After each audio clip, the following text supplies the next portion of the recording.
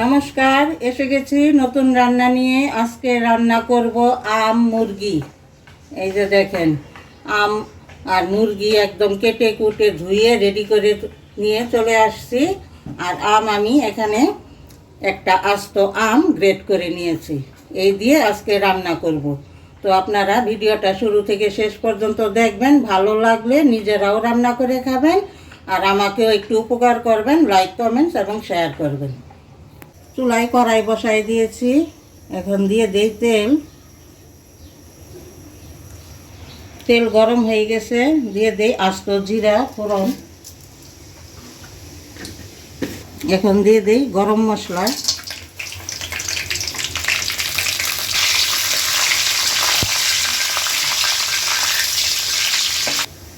এখন দিয়ে দেই পেঁয়াজ কুচি।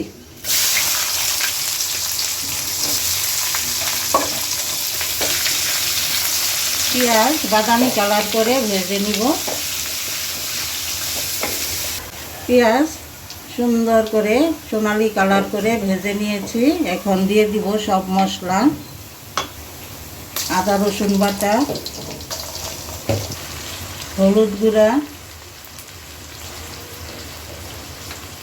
শুকনা মরিচের গুঁড়া, এখানে জিরা আর ধনিয়া আর কিছুটা কাঁচামরিচ একসাথে ব্লেন্ড করে নিয়েছি। এখন মশলাটা একেবারে সুন্দর করে কষাই নিব।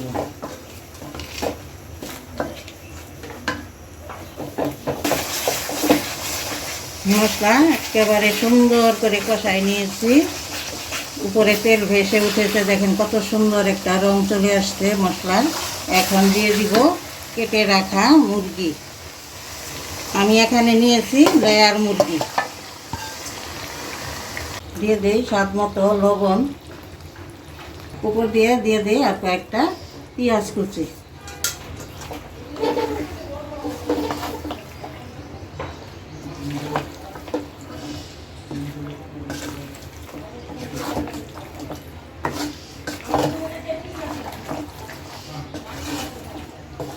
এখন ঢেকে দেই, ভালো করে কষাই নিই। দেখেন মাংস থেকে কত পানি বের হয়েছে। এখন আবার একটু ঢেকে দেই আর ভালো করে কষিয়ে একদম পানিটা শুকাই নিব। এখন ঢেকে দেই, আবার ঢাকনা খুলে নেড়ে দিব যাতে তলায় লেগে না যায়।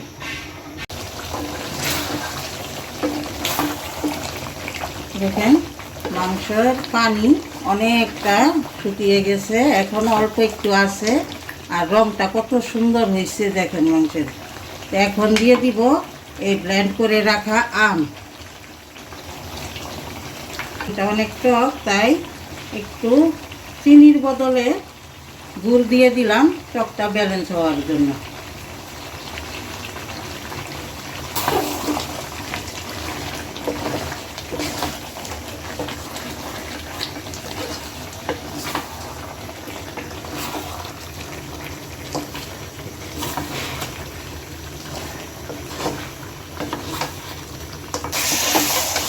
দেখেন মাংসের রংটা কি হয়েছে,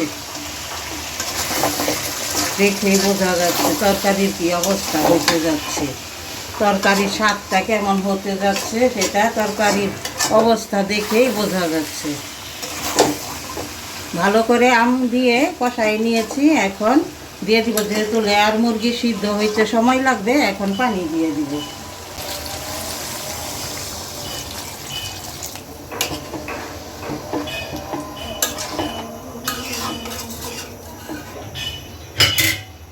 এখন ঢেকে দেই, মাংস সিদ্ধ হতে থাক। তারপরে আবার ফিরে এসে আপনাদেরকে দেখাবো কেমন হয়েছে।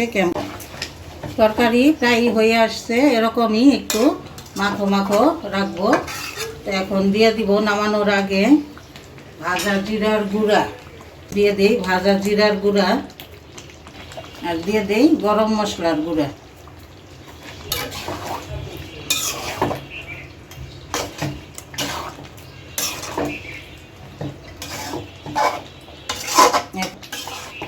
এখন 1 মিনিটের মতো চুলার উপরে রেখে তারপরে চুলা বন্ধ করে দিব। আমি চেখে দেখেছি, এত মজা হয়েছে তরকারিটা। এখন মনে হচ্ছে যে আরও আগে কেন আমি রান্না করে খাইলাম না। এই তরকারির স্বাদ পেতে হলে আমার বাসায় এসে খেয়ে যেতে হবে, আর নতুবা আপনাদেরকে রান্না করে খেতে হবে।